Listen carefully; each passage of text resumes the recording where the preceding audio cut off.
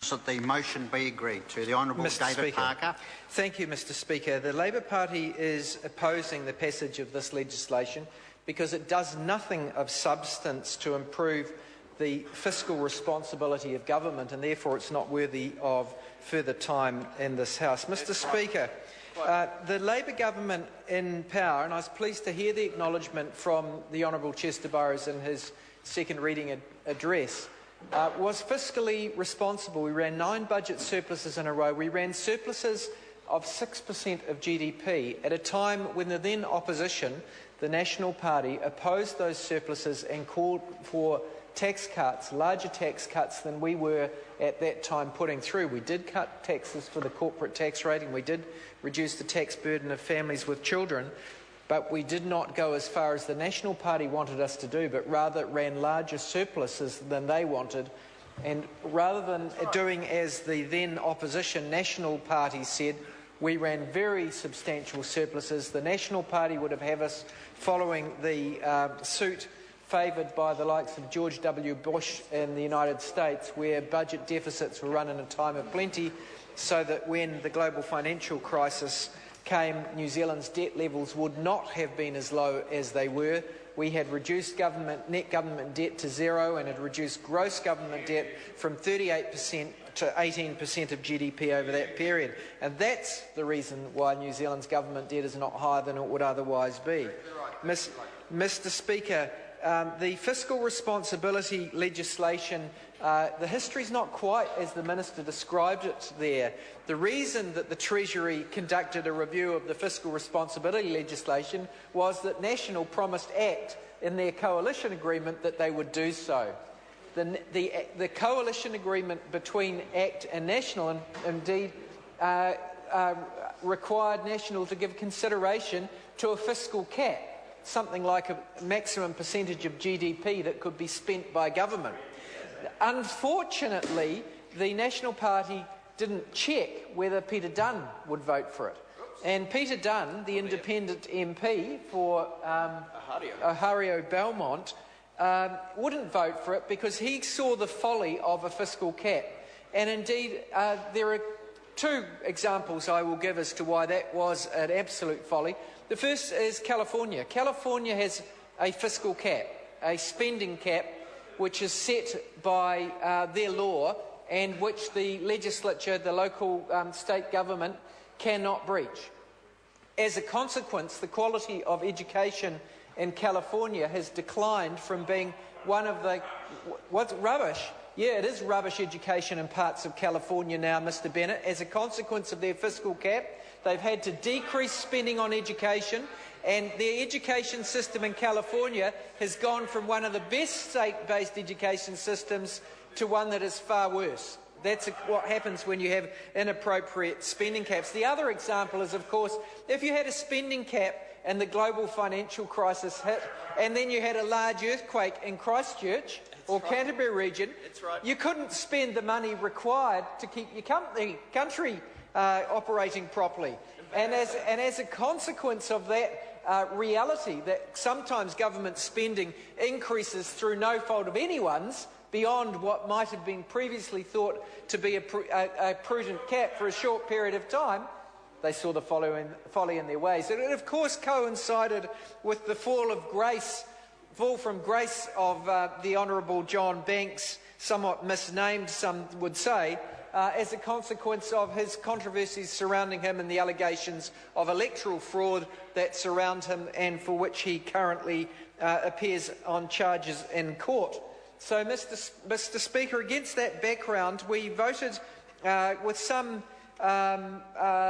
spirit of cooperation for the first reading of this bill, because we believe that we should have consensus around fiscal responsibility legislation, because certainly on this side of the House we believe in fiscal responsibility, and every Labor government you've ever seen has been fiscally responsible. We got to... Delusional, says Maggie Barry. Maggie Barry still does not understand that what the ultimate test of fiscal responsibility is really whether you're reducing government debt. Mr Speaker,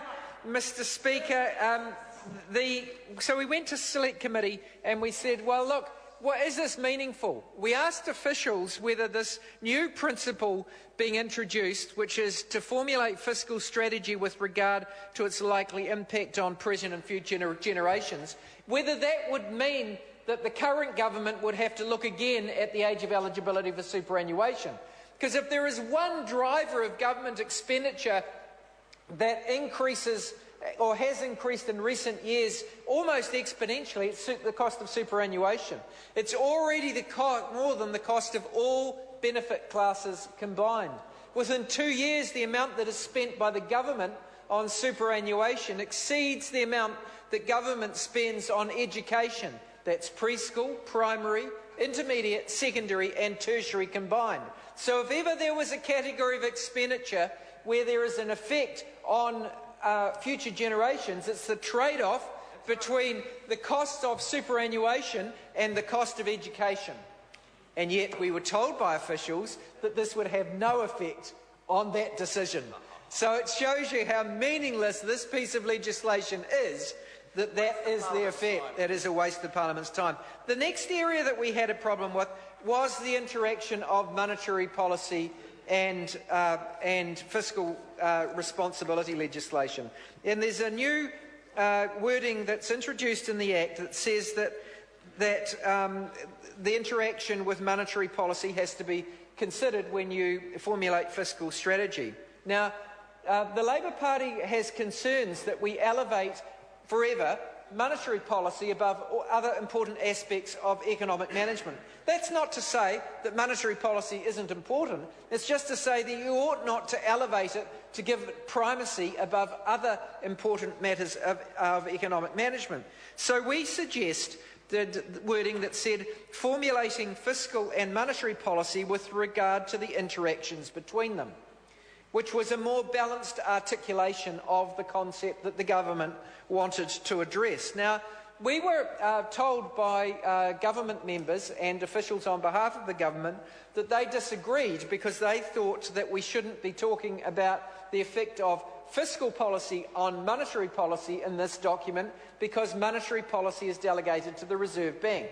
Well, that just shows you the imbalance that is created by this legislation if you don't have in some other piece of legislation some counteracting balance. But further than that, it shows how narrow the government view is of monetary policy.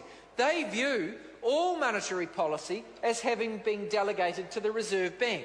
Now, it's true that that which has been delegated to the Reserve Bank is delegated to the Reserve Bank, but that doesn't mean to say that all monetary policy is. It's only the bit that's within the purview of the Reserve Bank that is delegated, and that doesn't mean to say that other things like policy advice and other aspects of government policy that impact upon monetary policy aren't left with the government. They are.